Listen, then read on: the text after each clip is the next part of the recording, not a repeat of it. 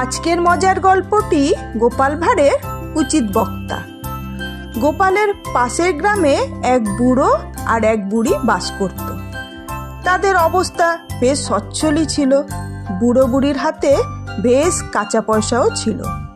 বুড়োর দুটি ছেলে, বড়টি বেশ ভালো, কিন্তু ছোট ছেলেটি কুসংসর্গে পড়ে খারাপ হয়ে যায়।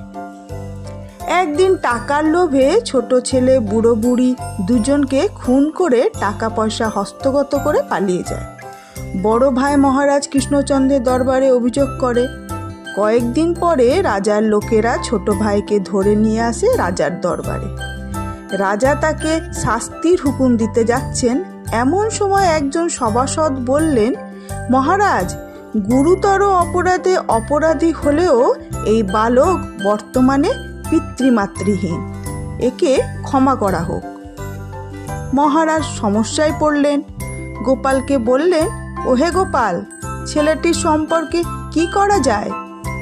গোপাল বলল, মহারাজ, যে ছেলে টাকা পয়সার জন্যে বাবা মাকে খুন করতে পারে, সে তো বাপ মায়ের মর্যাদা বা ঋণ ভুলেই বসে আছে।